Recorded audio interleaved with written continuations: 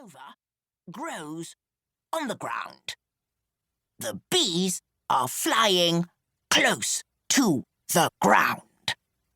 And quite exhausted by the effort of having to explain in such short, simple sentences, he put his head under his wing and instantly fell asleep. "It's the clover," said Pooh to Piglet, who had just arrived. "It's the clover," he said again to Kanga, who wasn't far behind them. "Clover! Clover!" chanted Roo in delight, as he ran around in dizzying circles. "That's right, little Roo," said Pooh, very pleased to have had something to explain. "Be careful of the bees, Roo dear," cautioned Kanga. "Remember what we say. Be good, behave, and then the bees won't make you. Be brave." Just at that moment, Christopher Robin came into sight, and Pooh was about to tell him about the clover when Christopher Robin said, "Have you found one yet?"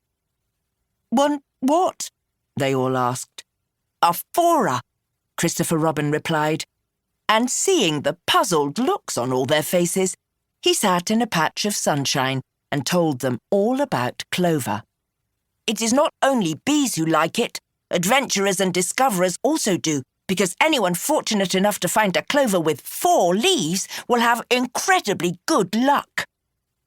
Now that Christopher Robin had explained that to them, it made perfect sense that the thing they all wanted to do most urgently was find a lucky 4-leaf clover.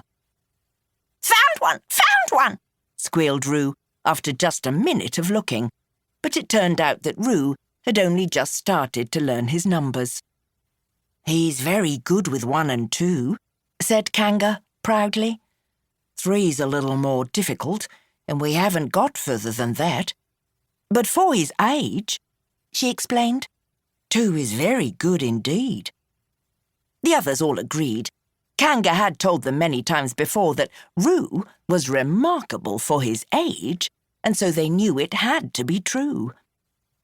All this time, Pooh had been nose down, looking at the ground in a studying way that he had never done before.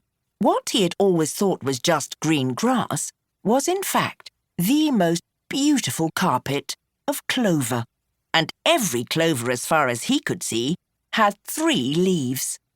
Dotted throughout this sea of green were little white flowers nodding in the gentle breeze. Christopher Robin had said that 4 was the lucky number, so Pooh kept looking and counting and looking until he was feeling quite light-headed. He was just about to give up when a honeybee came to land on one of the flowers right by Pooh's nose. The honeybee was doing a special kind of dance, and Pooh wondered if it was trying to tell him something. And then he saw it. Right next to the bee was a clover, and this clover didn't have 3 leaves like all the others. It had 4. Pooh counted again, just to be sure, and then again, and again.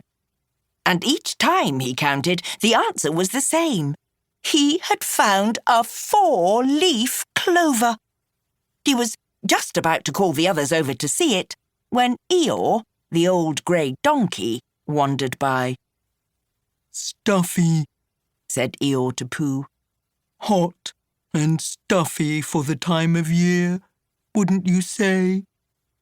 Eeyore didn't much like the sun, or the rain, or the snow, or the wind, or in fact any sort of weather at all. But what he did like was talking about it.